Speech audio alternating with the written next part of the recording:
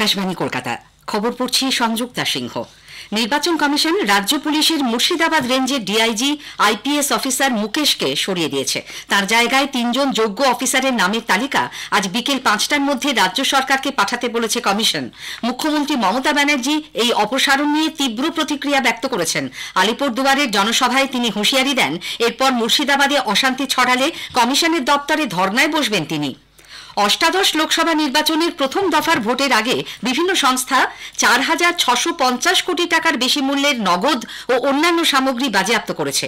২০১৯-এর লোকসভা নির্বাচনের গোটা পর্বে যে পরিমাণ নগদ টাকা ও অন্যান্য সামগ্রী বাজেয়াপ্ত হয়েছিল, এই পরিমাণ তার চেয়ে ৩,৪৭৫ কোটি টাকা বেশি। সবচেয়ে বেশি ৭৭৮ কোটি টাকার হিসাব বহির্ভূত পণ্য উদ্ধার হয়েছে রাজস্থানে। এরপরেই রয়েছে গুজরাট ৬০৫ কোটি, তামিলনাড়ু ৪৬০ কোটি এবং মহারাষ্ট্র ৪৩১ কোটি। পশ্চিমবঙ্গ রয়েছে ৮ নম্বরে। উদ্ধারের মোট অঙ্ক ২১৯ কোটি টাকা। প্রথম দফার লোকসভা নির্বাচনের প্রচার শেষ হবে আগামী বুধবার।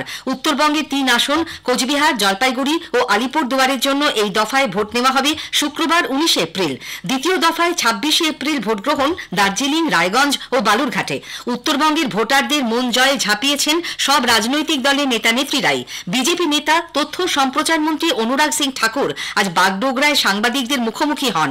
ব্যাঙ্গালোর বিস্ফোরণ কাণ্ডে অভিযুক্ত ২ জঙ্গির নিউ দীঘায় ধরা পড়া প্রসঙ্গে তিনি বলেন, हर तरह के वो लोग जो राष्ट्र विरोधी ताकतें हैं, जो महिलाओं के प्रति अत्याचार भी करते हैं, जो भ्रष्टाचार भी करते हैं, इन सबको संरक्षण कहीं पर मिलता है तो ममता बनर्जी जी की नाकतले पश्चिम बंगाल में मिलता है। ये संरक्षण पश्चिम बंगाल में क्यों मिलता है? आतंकवादी चाहे पश्चिम बंगाल में घटना करें या बेंगलुरु में करें, लेकिन संरक्षण पनाह उनको कहीं मिलती है, तो पश्चिम बंगाल में ऐसा क्यों? তথ্য সম্প্রচার মন্ত্রীর এই মন্তব্যের সমালোচনা করেছে তৃণমূল কংগ্রেস। দলের মুখপাত্র মন্ত্রী শশী পাঁজা বলেছেন, অনুরাগ সিং ঠাকুরের মুখে এ ধরনের কথা শোভা পায় না। বাংলা নাকি আশ্রয় দেয় সন্ত্রাসবাদীদের, এই কথাটা অনুরাগ সিং ঠাকুর কেন্দ্রীয় মন্ত্রী, তিনি হয়তো নিজের বিভ্রান্তি ছড়ানোর জন্য এই কথাটা বলছেন, কিংবা আসল বাস্তবটা কি সেটা জানেন না। আসল বাস্তবটা হচ্ছে যে পশ্চিমবঙ্গের পুলিশ এই সন্ত্রাসবাদী কিংবা যার বিরুদ্ধে অভিযোগ তাদেরকে অ্যারেস্ট করেছে।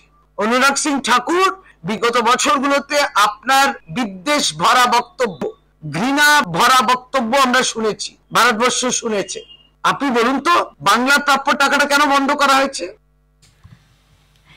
এদিকে তৃণমূল কংগ্রেস প্রার্থীদের সমর্থনে দলের প্রধান মুখ্যমন্ত্রী মমতা ব্যানার্জি আজ ভোটের প্রচারে কোচবিহারের রাসমেলা ময়দান এবং আলিপুরদুয়ারের বীরপাড়ায় ডিমডিমা চা বাগানে জনসভা করেন।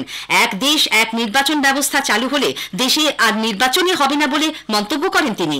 তৃণমূল কংগ্রেসের বিরুদ্ধে দুর্নীতির অভিযোগে সরব প্রধানমন্ত্রীকে মমতা শ্বেতপত্র প্রকাশের চ্যালেঞ্জ জানান।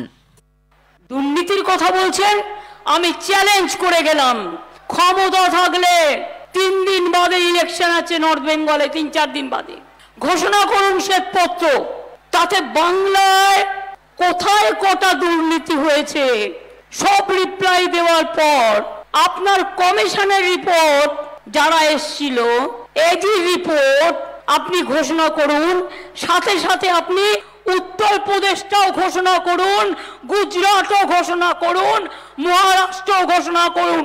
চ্যালেঞ্জ করে বলছি, বাংলা চোর নয়, বাংলা ডাকাত নয়, বাংলাটা দাঙ্গাবাজ নয়, এটা আপনি আর আপনার দল। অন্যদিকে কোচবিহারের বিজেপি প্রার্থীর সমর্থনে দিনহাটার সংহতি ময়দানের জনসভায় বিরোধী দলনেতা শুভেন্দু অধিকারী বলেন, আপনাদের শৌচালয়ের টাকা মেরেছে, আবাসের টাকা মেরেছে, তৃণমূল ফর্ম বিতরণ করছে, ভাইপো বলে গেছে ডিসেম্বরের মধ্যে ঘরের টাকা দেবে। কোত্থেকে দেবে ঘরের টাকা? 40 লক্ষ ঘর নরেন্দ্র মোদী দিয়েছেন। পেয়েছেন কেউ ঘর? কেউ পেয়েছেন? 1,25,000 টাকার বাড়ি সব চুরি করে নিয়ে গেছে। আলিপুরদুয়ার কেন্দ্রের দলীয় প্রার্থীর সমর্থনে বিজেপি নেতা চিত্রতারকা মিঠুন চক্রবর্তী আজ ফালাকাটায় জনসভা করেন। হাওড়ায় রামনবমীর মিছিলে শর্ত সাপেক্ষে অনুমতি দিল কলকাতা হাইকোর্ট।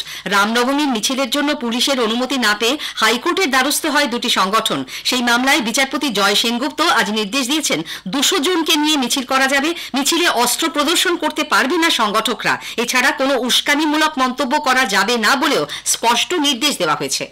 দক্ষিণ 24 পরগনার বকখালির একটি হোটেলে এক মহিলা মেকআপ আর্টিস্টকে ধর্ষণের অভিযোগে প্রোডাকশন ম্যানেজারকে গ্রেপ্তার করেছে ফ্রেজারগঞ্জ থানার পুলিশ। ধৃত রাহুল ঘোষকে আজ কাকদ্বীপ মহকুমা আদালতে তোলা হলে 5 দিনের পুলিশ হেফাজতে পাঠানো হয়। খবর শেষ হলো।